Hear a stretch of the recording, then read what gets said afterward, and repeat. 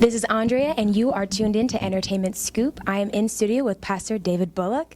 How are you today, sir? I'm doing great. How are you? I'm great, thank you. Thank you. So we are here today to talk about your show, Pastors of Detroit. That's right. And are you originally from Michigan? I was born in Boston, but I was raised in Detroit, and went to high school in Detroit and graduate school in Detroit. Of course, I went to Atlanta, went to Morehouse for undergrad. I heard a little bit of a southern drawl, and I couldn't figure out, is he really from Michigan? But Detroit is really, it's the Midwest. Yeah. So you have that kind of southern sensibility in Detroit. That's very true. Yeah. Now, on the show, because I watched the first couple episodes so far, you have a very captivating style, to say the least. I love the word, captivating. So how would you describe your style? It's provocative. Okay. It's exhilarating. It's exuberant. It's radical. It's rebellious. Okay. It's in your face. I like all that. Mm-hmm. I'm here for that. And the show just started February 20th. Mm-hmm.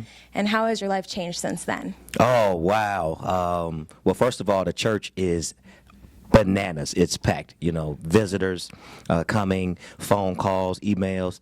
Twitter is going crazy. Of course, the Instagram is going up, the Twitter's going up, the Facebook's going up. Now, the haters are coming up too. I'm sure. So but I heard somebody say, if they hate, then let them hate, and watch it pile up. So I'm not worried about the haters. Okay. Because also the celebrators are going up. So it's great. I'm loving it. This is a great ride. I have to go to the haters and the celebrators. Oh, right. I've seen a lot of comments on Twitter and different social media. Mm-hmm. People praising you for being out there and saying what's on your mind, but then you also have some people that feel a little offended by some of your comments, right, particularly relating yourself to, calling yourself the Black Jesus of America. So if you could just elaborate a little bit on what exactly you mean by that. First of all, I love the way you said it. I didn't say it that way. I am the Black Jesus of America. I mean, that's okay. So first of all, I didn't say that. Okay. I didn't say I am Jesus. You won't find it. I said if Jesus was in America and black, his name would be David Bullock. So I know people were offended, but I wasn't trying to offend anybody. But you got them talking. But we got them talking. Exactly. And maybe they'll apply a little WWJD to their life. Exactly. Yeah. Now, you just touched upon a little bit of your activism. Mm-hmm. Can you elaborate on some of that as well? What are you doing within your community? Oh, well, we do a number of different things. We feed people. We clothe people. We feed about 600 or 700 families a month. We have a clothing closet. We do some computer training classes. But beyond that, we get into public policy. I always say, why have good manners and live under bad rules? It's just terrible. I mean, you're doing everything right, but the rules you live under are bad. And I know you mentioned about having your own political career as well. I know you've run for city council, but what are your steps to increasing your presence within the political atmosphere of Detroit and Flint? Well, number one, being on Preachers of Detroit has helped the political profile. Let me say, who would have thought that a guy like me would be a reality TV show personality? I mean, I'm a preacher. I'm from a pastor in Detroit.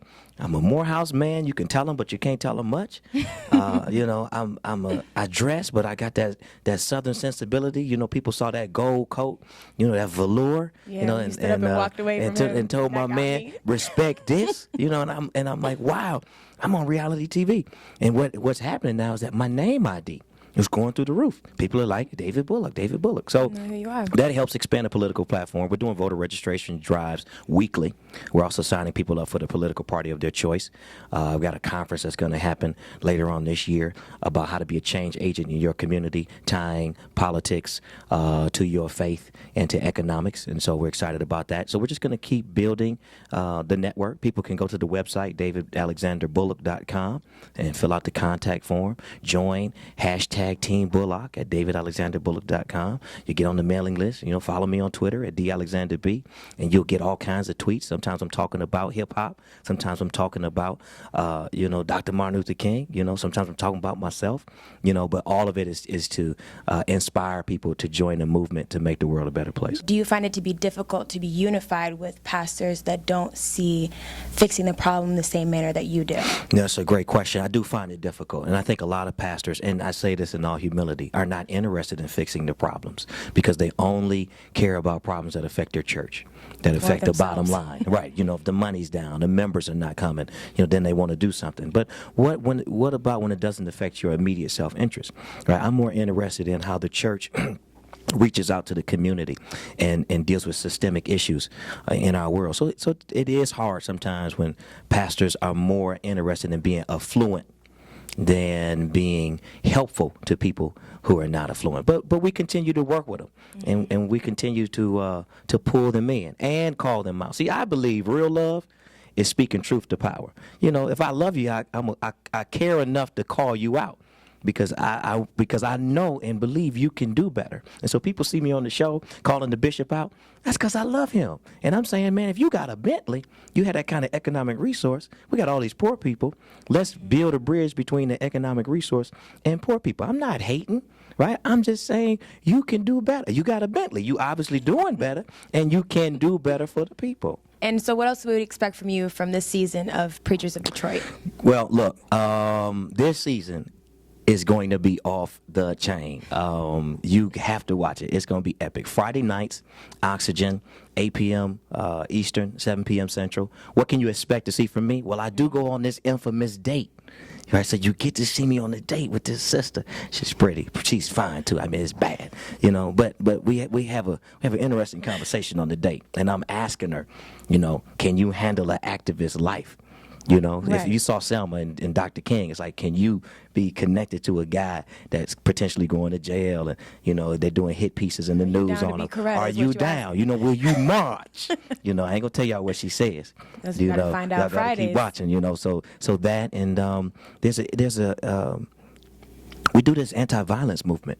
The LIP movement, Live in Peace movement, so people will get a chance to see us not just on the streets talking to people, but actually reaching out to a family who is in a situation where violence comes into the home, and I think it'd be great for them to see the church there. Of course, you get to see me interact again with Bishop Langston and Bishop Ellis. You know, and you know, I didn't beat up on these guys. You know, I mean, I love all these guys, but you'll get a chance to see us interact. And Bishop Vaughn and I have an interesting conversation. You know, she's high strung, and I support her position about women in ministry and you know empowered women. Yeah, you know, I'm not a sexist in any sense of sexism in me. I knock it down. You know, so I love Bishop Vaughn, but I had to deal with her on some things. You know, and I let her know you a bishop, but I'm Bullock. You know, and so you got to tune in and watch that. I need you to now. Tune in. You already have me reeled in after I watched these few episodes.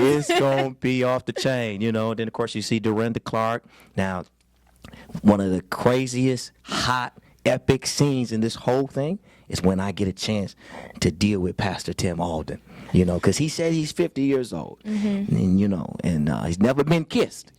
Right. And you know, I don't know what that means. And he's been preaching about abstinence, and he said that was the way to fix the problems within Detroit. That's what he says. That's right. Yeah. That's right. And so I get a chance to ask him a question because I said, you know, if everybody was like you, would nobody be here? Right? We'd all be 50 with no kids. Yeah, it'd be like two people on the whole earth, Pastor Tim. I guess it wouldn't be no violence, Tim. Right? So you know, you get a chance to see me talk to him, and just get more information. And just get more information. What's your plan? Yeah, you know, and how to, you know, maybe your fix is not good. So you get a chance to see me talk to him, and that's my brother, and Pastor Shelby, and then Detroit. I think what's also great about this series is if you watch.